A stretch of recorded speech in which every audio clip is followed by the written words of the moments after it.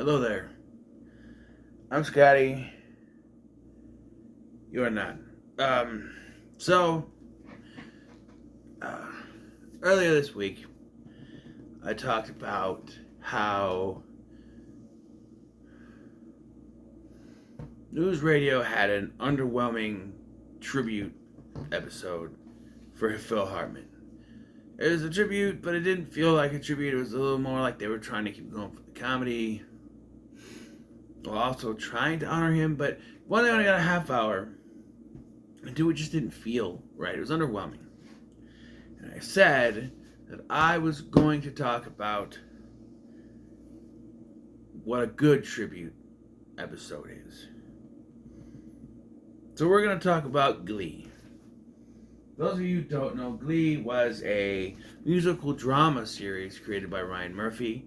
It aired on Fox for 6 seasons from 2009 to 2015. Yeah, 2015. It was about a ragtag group of kids, teenagers, 20-year-olds playing teenagers, from a school in Lima, Ohio,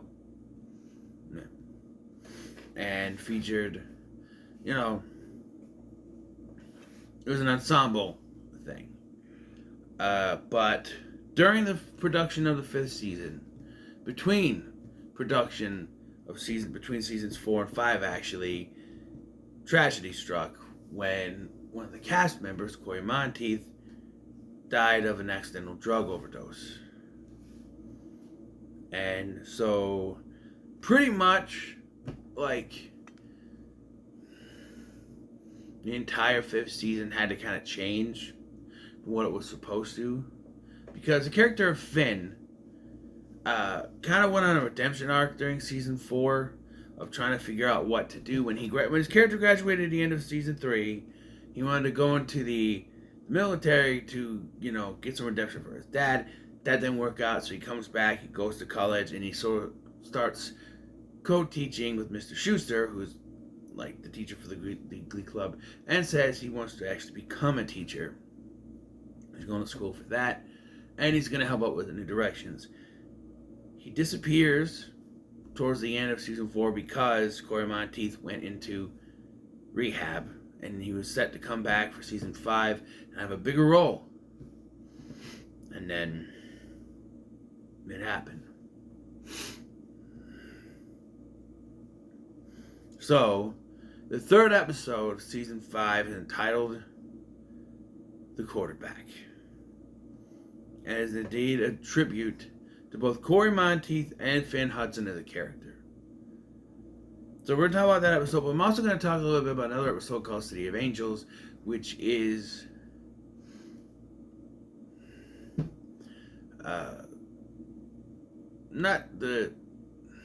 it's the episode before the 100th episode. There's importance to it. But, so, I'll admit, I don't go back and watch episodes like this. Every once in a while I'll put on an episode of Glee, something fun like the Michael Jackson episode or something like that, but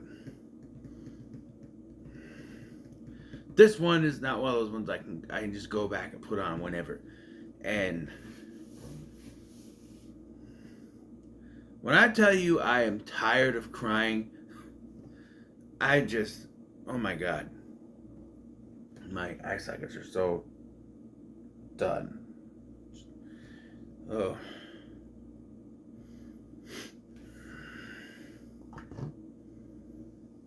Watching this episode again. So, I remember I knew about the actor's death when I started watching the show. Oh, it'll be 2019, I think, is when I started watching it. When I started, watching it, I bought the complete series off my Xbox, so I was watching it there. It's gotta be 2019. Gotta be. And,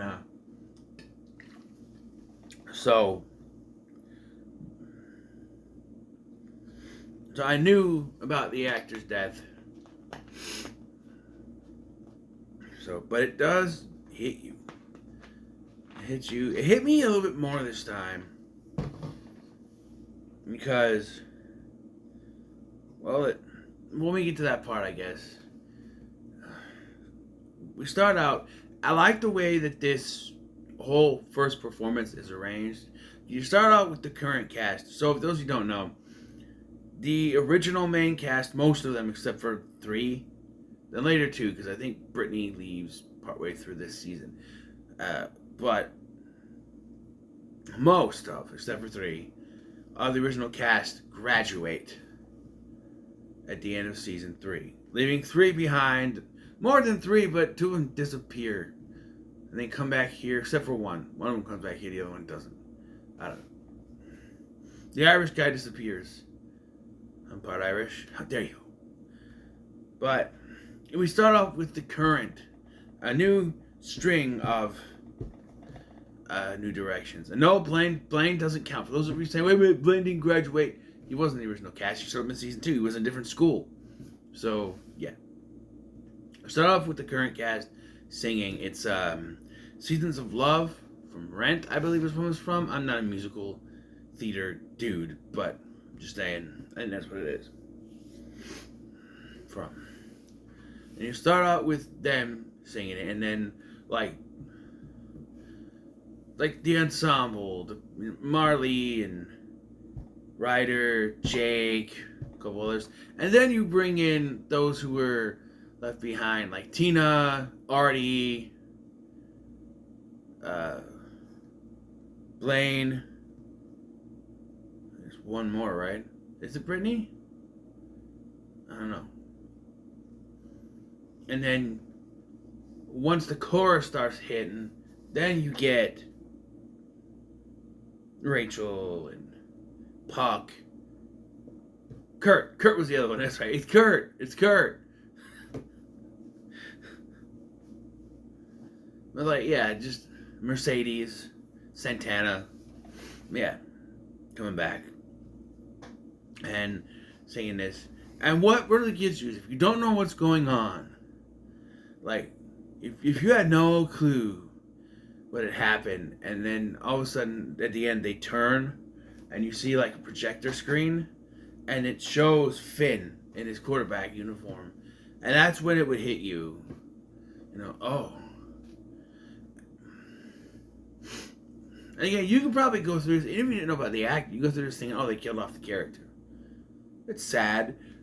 But if you watch, if you pay enough attention, you can tell these people are going through something. Like, to this day, it is debated on whether or not, I forgot her name, the actress who played Santana. If she was at, so she does a performance of If I Die Young. She can't finish the song, and I can't tell, at least I can't tell, if it was meant to be filmed like that or if she just couldn't. Because you gotta remember, with the show like this, it's dubbed over. They're lip syncing. And especially with episodes like this when they are crying while trying to do this, you can really tell if they're lip syncing because their emotions and what their lips are doing are not going with what the music we are hearing in our ears, hearing in our ears is doing. Because the song sounds clean, but we should be hearing, but we don't because it's, and again, I don't think there's any way they could have done it live because there's no way they would have been, they could have handled themselves and done it. And the first song performed, we get dialogue by Kurt, basically, thrown out, telling us that he died, and like everyone wants to talk about how he died, but I don't want to talk about that. Basically, trying to throw it underneath the bus, like the character of Finn. It's never told to us how he died. And that's okay. Like, to compare it, once again, to news radio, they say he had a heart attack. That works for someone who is of his age. But Finn was, what, 18, 19? There's no... I mean, you could have a heart attack at 19, but I don't know.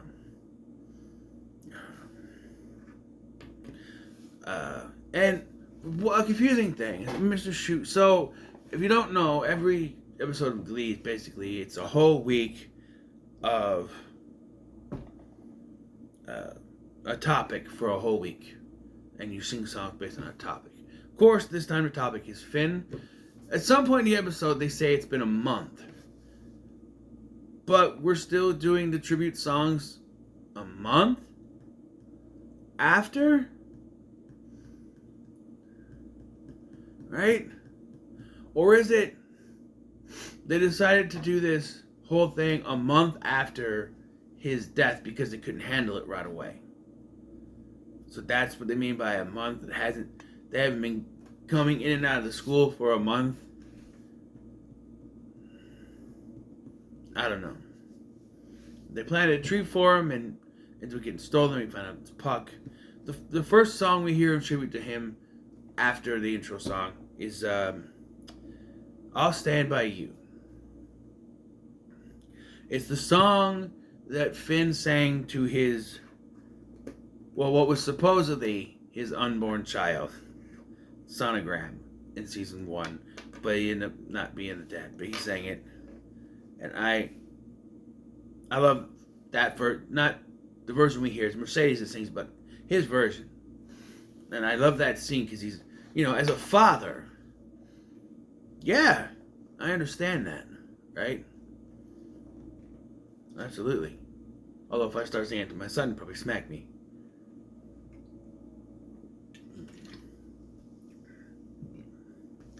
There's a scene I want to talk about.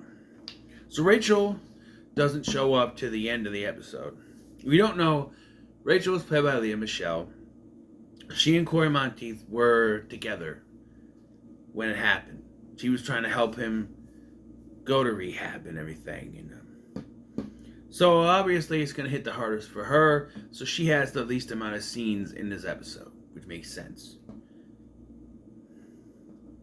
Because it's probably hard for her to do.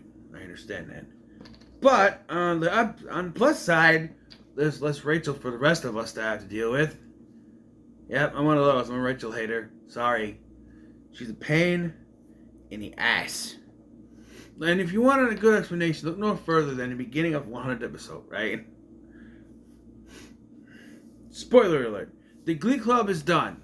They did not win nationals. I'll get to it when I talk about City of Angels. But, because I have a whole spiel going on with that. But, the Glee Club is done. Everything's going to end. And all she can care about is there's no big fanfare for her, because she's going to be a big Broadway actress.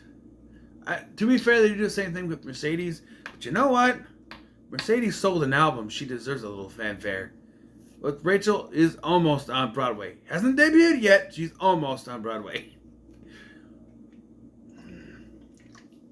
I'm sorry, but Rachel lost all of my self-respect, all of my respect for her, and there's very little left.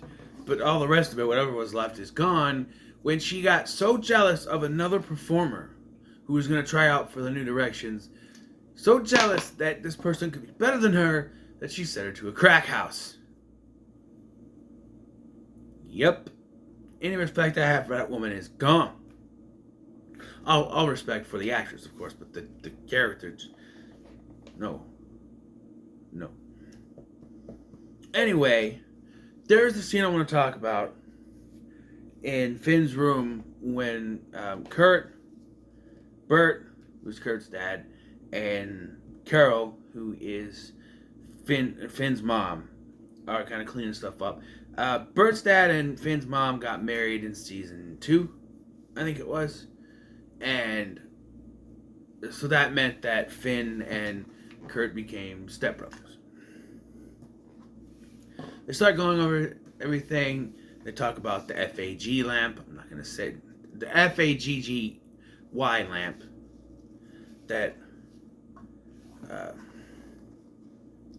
that he went off on Kurt about when they had to share a room and everything. Talk about things. But it's the dialogue that Carol has that really hit me. I'd actually paused the episode after this scene because it really made me think. She said something to the effect of, you hear about it all the time you hear about it on the radio and TV and everything about a child dying before their parent, and you just don't think about it.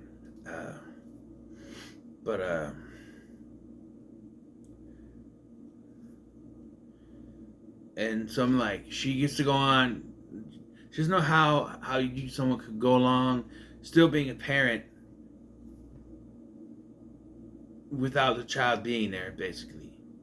It hit me more. And I watched this a couple times before. And like in 2019, my son was around. But I think it's because my son is now a teenager. And I think this hit me more.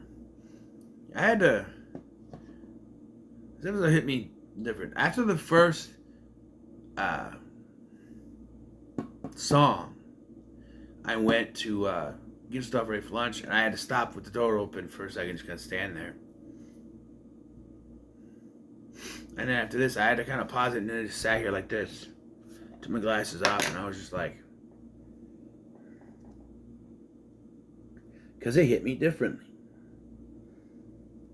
And maybe there's other things going on in my personal life too. It's kind of a reverse of this, but I don't know. It just hit me differently.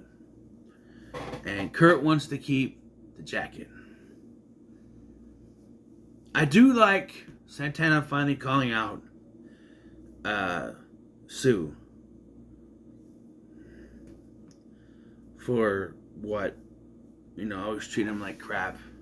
Although we do get a confession from Sue later that she's basically just being a bitch to keep up appearances because that's what everyone expects of her. Yeah, she actually really liked Finn, and she was looking forward to teaching with him, and mess with him like she does with Mr. Shu. But that's not gonna happen. We also get a really good moment with Puck. I do like the whole. And I know it's a sad episode, but like, Coach Beast is in the locker room, and Puck comes in, and he's just like, she's like, "You're drunk." No, you're drunk.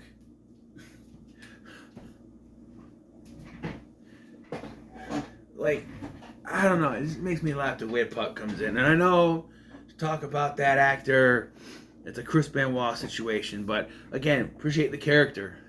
Appreciate the wrestler. Don't talk about the personal life. But the character of Puck is great. He's probably my favorite. Okay. Say nothing about the actor, but yeah. And they have a heartfelt, heart-to-heart moment because, and this feels like it works because it is the dynamic. It's the coach. He's a football player, At one point, he gets mad and he pushes over a cart with the balls on it, basketballs on it.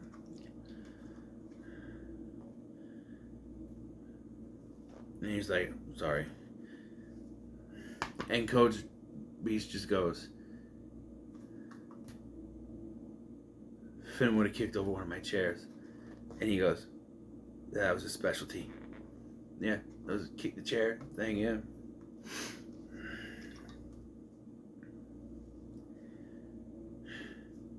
Sorry, give me a second. And then we get the Santana thing where she freaks out and Kurt gives her the jacket. And then things get a little wishy-washy with this. So the jacket goes missing. So when Santana goes to lay down in the nurse's office, when she comes out, it's gone. They blame Puck because they know he took the tree. So they go off on him. And even Mr. Shu, keep that in mind. Mr. Shu even says, "Hey, you need to give the jacket back." Keep that in mind. And again, through this whole episode, Mr. Shu has had problems. He's trying to help everyone else grieve, but he hasn't yet grieved. And his wife is even trying to talk to him about it. You know, she's the school's grief counselor. She's the counselor. School's counselor, and she trying to get him to come in and have an appointment. And he's, I'm fine. Well, I'm not fine, but I'm trying to help other people out. And we get Fire and Rain by what's his name? The guy, there was a young cowboy lives on the range. That guy. Are you singing? James Taylor. I did the scene from Legends of Tomorrow in my head. James Taylor song. Yeah. I do like Puck's song too. It's a Bruce Springsteen song. No retreat, baby, no surrender. And that's when Titanic comes in and basically they're all over there and they're hugging him and supporting him and stuff, and she comes in. Where's the jacket? I lay down and the jacket's gone. And they blame him. They blame him for it. Then Rachel finally shows up. She sings her song. She starts off by saying, "This is a song that Finn and I used to sing when we would go driving."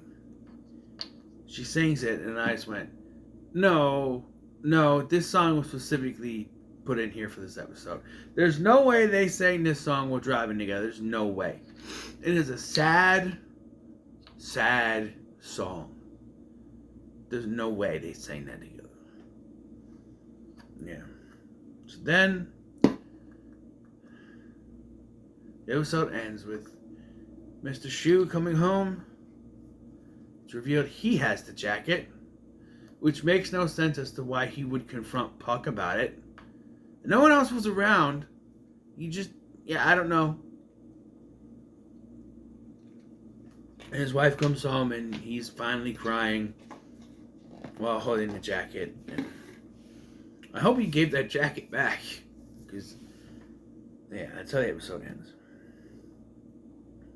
That episode alone is a good tribute to the other. And it comes up at the end. Cory Monteith, 1982 to 2011? No. Can't be. Could it? 12. Right? 9, 2010, 10, 11, 10 to 11, 11 to 12, 12 to 13, 13 to 14? Or is it 13? I think it's 2013. I don't know. It's 13. And so if you thought, they're just killing off the character, that's when it would hit you. If you didn't know, and you tuned in to watch this, that's when it would hit you. Oh, he died. Oh. Yeah. Like I said, this episode enough would have been a good enough tribute. But they don't end here. The episode before the 100th episode is called City of Angels. It is essentially like the finale to the story that they're telling throughout the season of trying to win this for Finn. And so Bert and Carol show up and I go with them as chaperones. This is all set up. The episode actually, I'm not going to go through beat for beat. I'm just going to kind of talk little talking points. The episode actually begins with Mr. Shu talking to Sam about being the leader. And we find out why later on. But yeah. At one point, Carol realizes she can't do it. She thought she could, but she says some offhanded comment to Tina when Tina's talking about something. She's talking about her future, and she says, "Well, at least you have one." And she's like, I'm sorry. And they think about leaving because they're in L.A., they're in California, and they think they're not going to make it to the performance. They do. And so I remember the first time I watched this, I didn't know where they were going with this the first time I watched this back when. You start off with More Than a Feeling by Boston. There are 3 songs in this thing that they do for regionals, for nationals, which is the big competition. They do More Than a Feeling, and then they do America by Neil Diamond. You know, I'm coming to America, that song. And you kind of get a feeling something's up when they start singing and they cut to them on the iron. It's going, oh, like, okay, something, why did she do that? And then it becomes clear once they start singing, I Still Haven't Found What I'm Looking For by U2. And she says, this was Finn's favorite song. They're singing all his favorite songs. And that's when it hits you. And this is the ultimate tribute here. Because as they're singing the song, they do flashbacks of Finn from throughout the show. And just like tributes to him. And this is what I was talking about a tribute, an actual good tribute, because of the Phil Hartman one feeling underwhelming. There was no flashbacks. There was no clips. There was no nothing. I don't think there was even a picture of him in the episode. Here, it was all about Finn. They had a picture. They showed clips here. Maybe not in that episode, but here they did. And they make up for that. So, yeah. And then they don't win. And, at first you're like, oh, man. Yeah, they're worried about that other Glee Club being better than them. But then they go and they tell you what they had planned was that if they won, they were going to have Bert and Carol come up and give them the award. And you're like, well, why the hell didn't we do that? Because they had to course correct. They had to redirect how the season was going to go after Monteith's death. Because remember, you're supposed to have a big part in it. I can clear things up. Seasons 4 and 5 were one connected school year. So this was still, that school year. So, yeah. But they lost. Why did they lose? Because they had to redirect. So instead, we don't know. The thing is that there's budget cuts being made in the school. Sue is the principal, and she says that the Glee Club and the cheerleaders, they have to win their competitions in order to keep going. Cheerleaders won, Glee Club didn't, so they're gone. And basically Sue says that she doesn't want to do it, but she has to. Her hands are tied, and I get that. It is very much a not that she wants to, she has to situation. Even though she's been trying to get their goat for all this time, they even blame her, I think, at some point. But it's not really her fault here, at least, because they did have a deal and they lost. So, yeah. And then this is more my personal information and not really about I'm going to clue you in. So, like I said, before Monteith's death, Finn was supposed to have a bigger role. Well, that doesn't work out now. So, seeing no other course of action. So, after the main cast graduated, most of the main cast graduated at the end of season 3, most of them went to New York. Specifically, Rachel, Kurt, and Santana. So, after the graduation episode in the middle of this season, everyone else goes to New York, and the rest of season 5 takes place in New York. Clearly, they realized that they had done wrong because they course corrected the beginning of season 6 by going back to Lima and trying to bring back the Glee Club. And you know what? That's what I don't like about season 5 is that first show called Glee. Half of this season is not focused on the actual Glee Club. I wasn't talking to you.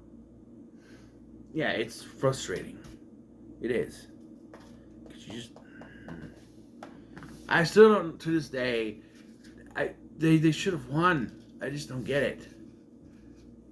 I eventually want to talk about this series as a whole down the road because there's lots to talk about. But going back to the tribute episode, I feel like this was much better than what News Radio did for Phil Hartman. You know, because you had that one full episode in tribute to him, and then they paid tribute to him again, at least mostly to the character of Finn, during the finale of this episode, and it works. It would have worked better if they won, because that would have made sense, but no. I do remember being pissed when they lost. Like, what the fuck do you mean they lost? Second place? What do you mean second place? What? No. And then once I realized I'm like, okay, what do they do? And then the next episode after 100 is, I'm like, really? I don't want to watch it anymore. I did, but I didn't want to. The rest of season 5 is awful. It's all in New York. It's terrible. Because that's not what you want to watch in a show called Glee, where you're not following the Glee Club for half the freaking season. Anyway, I'm done blabbing. What are your thoughts on this on how they paid tribute to Cory Monteith? Let me know in the comments below. Make sure to like, share, and subscribe. Thanks for watching. I've been Scotty, and I'll see you in the next one.